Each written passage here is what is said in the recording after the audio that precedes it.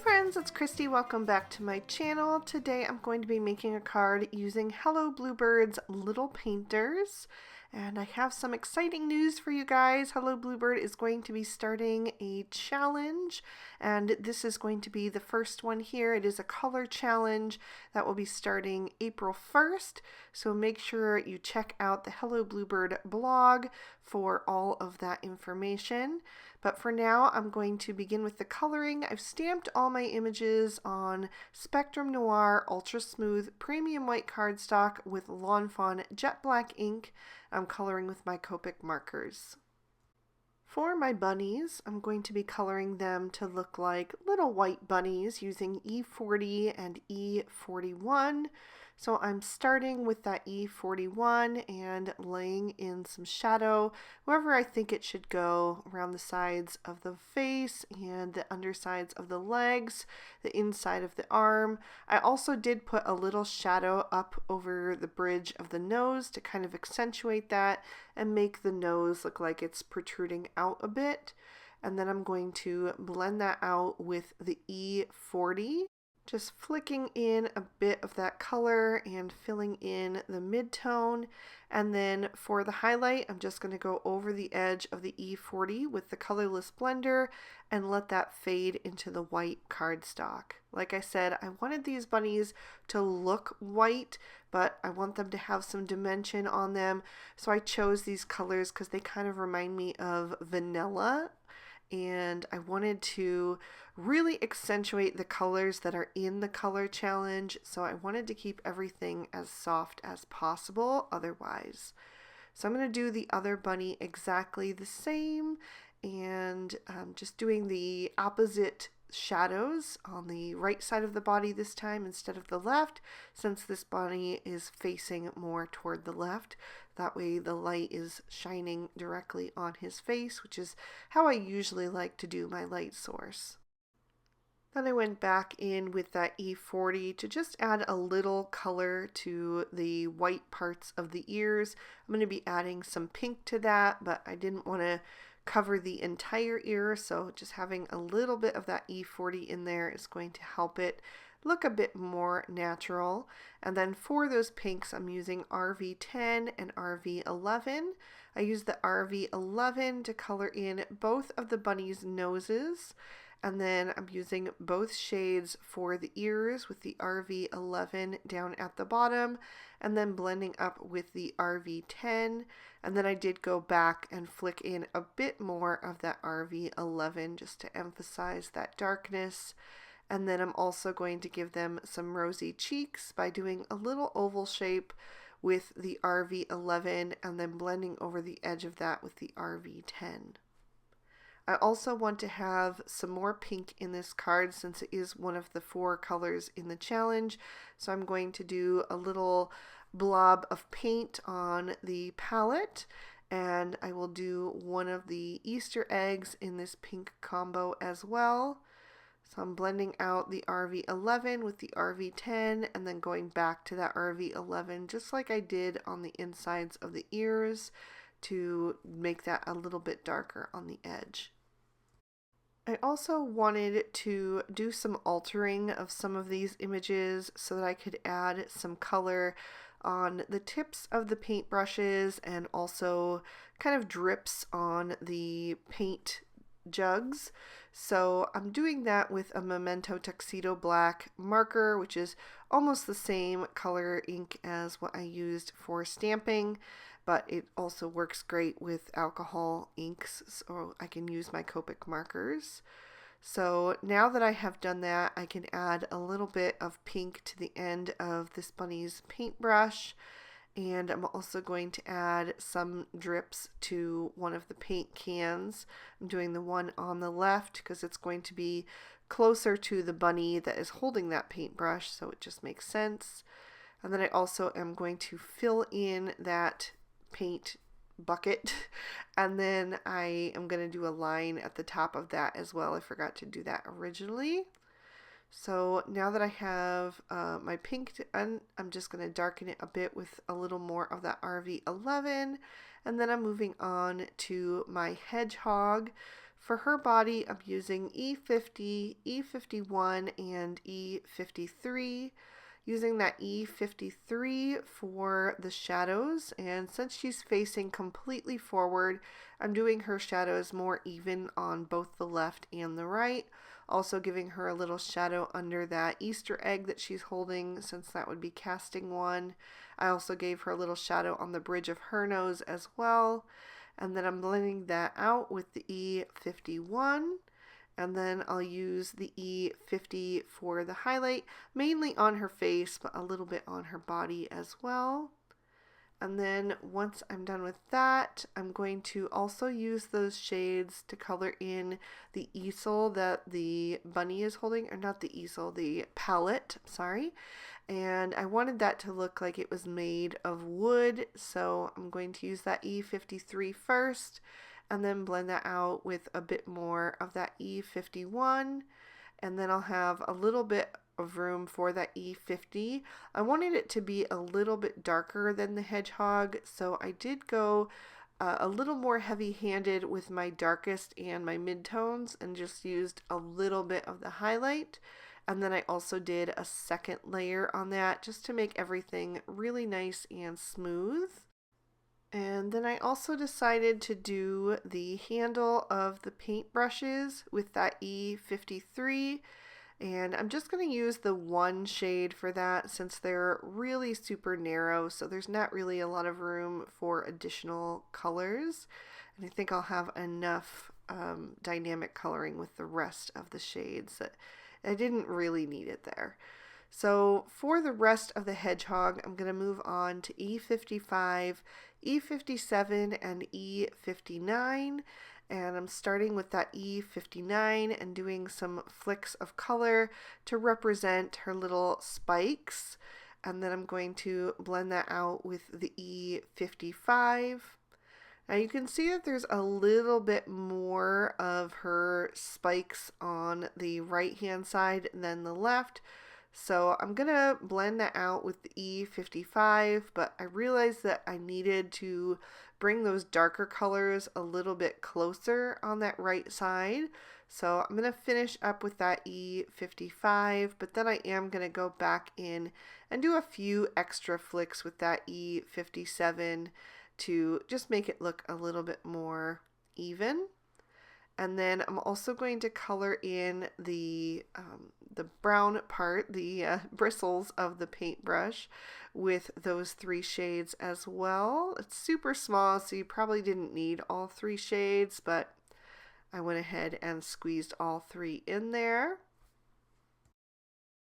Then I'm moving on to my little chicks, and I wanted to go with more of a paler yellow since that's the color that's in that inspiration photo for the color challenge.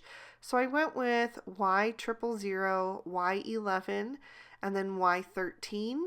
So I'm using the Y13 to do my shadows for these guys. And since the one at the bottom has the paintbrush kind of crossing his face over on the left hand side, I just decided to do both of their shadows on the right hand side to make it a bit easier for myself. So I blended out those shadows with the Y11, and then I'm smoothing everything out with the Y000 for the highlight. And because that shade is so super light, I just colored right over their beaks as well. And then I'm going to do another one of the eggs in this little trio here in the middle of the page. And I did go back and add a bit more depth with that Y13. And then of course I need to color some more paint on the palette and on one of the paint brushes. And because that palette has 5 spots instead of 4, and there's only 4 colors in this challenge, I decided to do one of a darker yellow and then one a paler yellow, just to kind of, not have to throw in a color that wasn't in that inspiration. So then I'm going back to my RV11 and RV10 to color the insides of my hedgehog's ears and give her and those chicks some rosy cheeks as well. And I'm also going to do the ribbon that wraps around the hedgehog's neck. So I'm just using those two shades and then going back to that RV11 to darken that up a bit as I have with all the other images. I'll use YR04 for the chick's beaks. I'm just using that one shade since they're super tiny. And then for the mint green, I went with G quadruple 0, G00, and G02. And I'll do the paint that is in the other paint bucket. I'm starting with the G02 for the darkest and then blending out with the G00, finishing with the G quadruple 0. And then I did do a second layer on that as well, just to darken that up with the darker two shades. I'm also going to do the little paintbrush that's in the top chick's hand and the egg that is nearest to him. And I'm just putting those shadows down at the bottom like I did with the other two eggs and the highlight up at the top.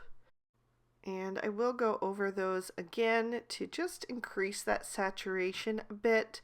I didn't have any other combo that would come close to that minty green shade, so I had to work with it, but it was a bit pale, so just going over things a few times helped get it to the tone that I was looking for. And then I also added another little blob of paint to the paint palette in the bunny's hands. And I am going to do the ribbon that is around that bunny's neck as well, just blending from the right toward the left as I did with the rest of the shading on that one. And I did a second layer on that as well. For the purples, the closest that I could come up with for something that matched that gorgeous lilac purple was V01, V12, and V15. So I'm going to do the other ribbon that is going around this last bunny over here on the left hand side, and just using that V15 as the darkest, adding in some shadow there. And then I'm blending that out with the V12, and then I'll use the V01 for the highlight. I did another little paint blob, the last one there. I also did the last tip of the paintbrush and the egg that is in the hedgehog's hands. I really do think that this combo is so lovely, these 4 shades that they've picked for this first color challenge. It just screams Easter to me, so I was really, really excited when I saw it. It was just what I was wanting to color with, something in this kind of Eastery tone. For the paint buckets, I decided to go with something that looked like a metallic bucket. So I chose C0, C1, and C3. If you watched my recent Gray Family Copic comparison video, I did mention in that I usually do go to the cool grays when I want something to look silvery and like it's made of metal. So I'm using that C3 on the outside edges, blending toward the center with the C1, and then using the C0, and I actually left like a little tiny sliver of white for a highlight down the very center of each bucket. And then I did go back and add in a second layer as well. There was a little bit of a harsh line there that I wanted to smooth out. And then I'm going to trim these images out with their matching dies. For my background, I'm going to take a piece of Bristol Smooth Surface cardstock, and I'm going to be using the Gallery Frame number 6 die, and I'm actually going to just tape these two together. You could also draw out the openings on the background and then use a pencil to kind of mark them out so you don't have to tape your die in place, but I thought this was way easier because I don't have to go back and erase those pencil lines later on.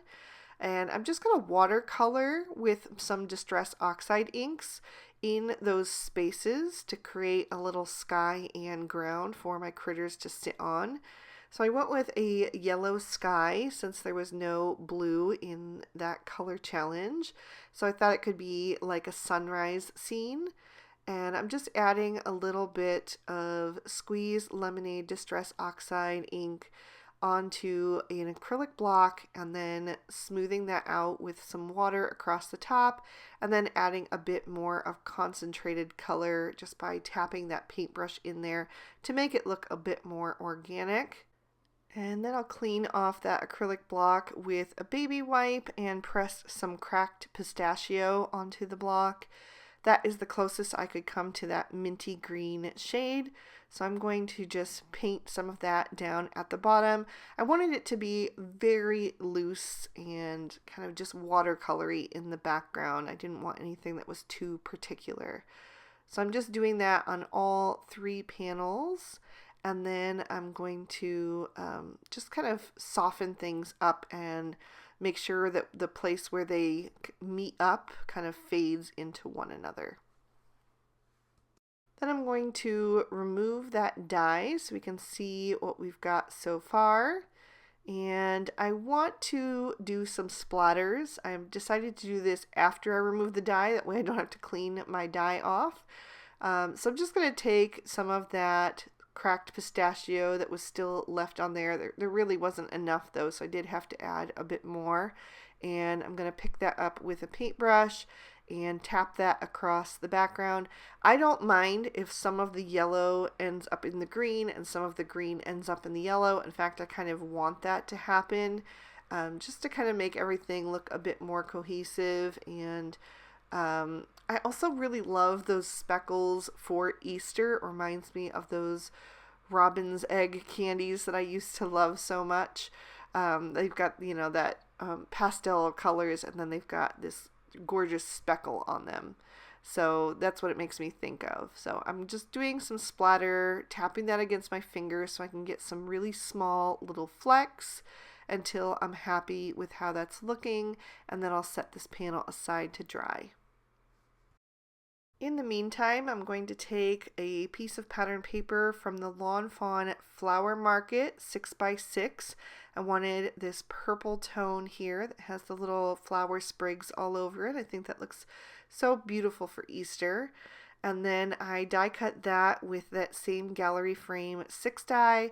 I also die cut it out of white cardstock so that I could add a white inlay to the inside of that frame. And then I'm going to just pop those 2 back together, turn them over, and tape them together with a bit of Scotch tape so that I can pop this up with foam tape, and it will be as if they're one unit, and that way I don't have to worry about running foam tape on the backs of both pieces. So I'm just tearing those strips of tape in half because the full size is too thick to go around that frame, and then that way I only have to measure twice, one for the top and bottom and one for the 2 sides. So once that is completely taped together, and that one little piece that kind of ripped off, I just used that up at the top corner. And then I had one place where that tape was too long, so I'm just using my Cutter Bee scissors to trim that down. And then I'm going to set this aside and pop my background in my MISTI so that I can stamp my sentiment, or part of my sentiment anyway. So I'm going to just use that frame as a guide and make sure I have everything centered how I want it. And then I'm going to stamp the word happy from the Greetings Bear stamp set. This one has a lot of sentiments that you can put together to kind of build your own. So I'm going to line that up right above the magnet. I made sure the magnet was on there straight so I can easily pick that up with the door of my MISTI. And then I'm going to stamp it using VersaFine Onyx Black ink. I like this ink because it works really well over Distress Oxide inks, and especially on the Bristol smooth surface paper, which has a bit of a slicker surface. So that's going to be the first part of my sentiment. Before I get to the rest of it, I'm going to stamp on the inside of my card. I'm using Lawn Fawn Ballet Slippers cardstock and bubblegum ink. And I'm stamping another bunny from the Little Painters set. And then Thinking of You is from the Greetings Bear. I'm stamping that down a few times, especially because of that solid U, and using my Twiddler's Nook pressure pal to make sure I get even pressure. For the rest of the sentiment, I die cut the word Easter out of some Lawn Fawn ballet slippers and sticky note cardstock, and then the purple was MFT grapesicle. And so I've added some foam tape to the back of my gallery frame 6, and I'm going to layer that over the background. So I'm just lining that up and then pressing that down to pick up that panel. That way we'll have a bit of dimension with the outer frame. And then I'll take some of my Barely Art Precision Craft Glue to adhere this to my card front.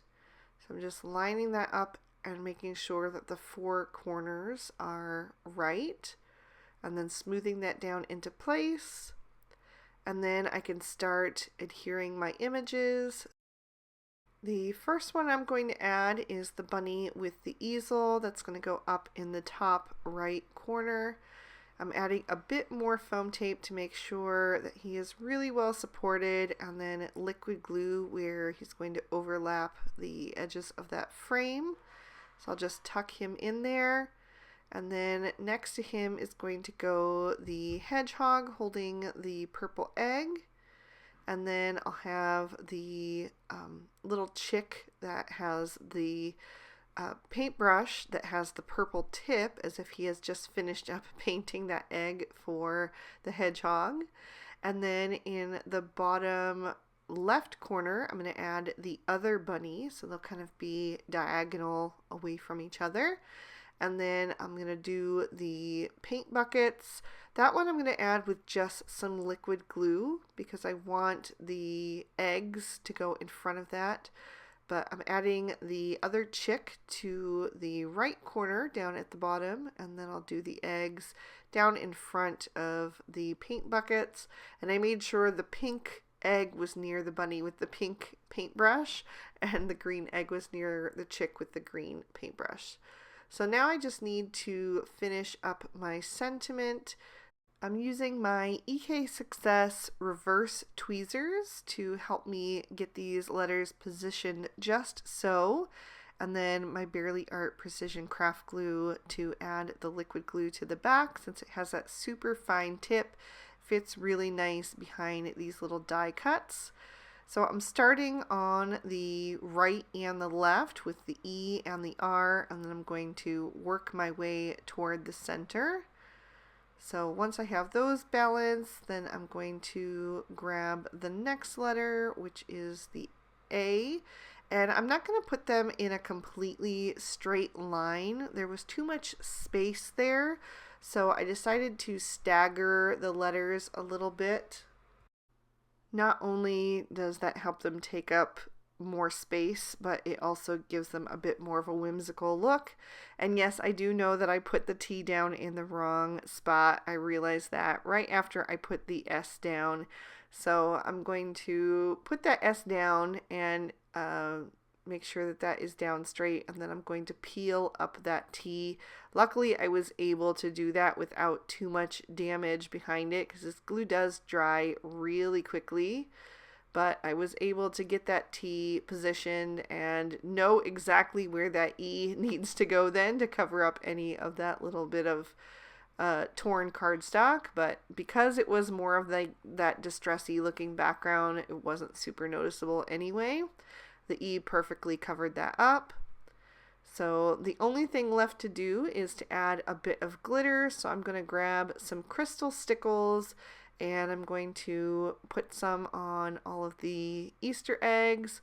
I'm also going to add a little bit to the paints in the bucket and to the tips of all of the paint brushes, also to the egg in the hedgehog's hands, and even a tiny little dot to each of the little blobs of paint on the palette.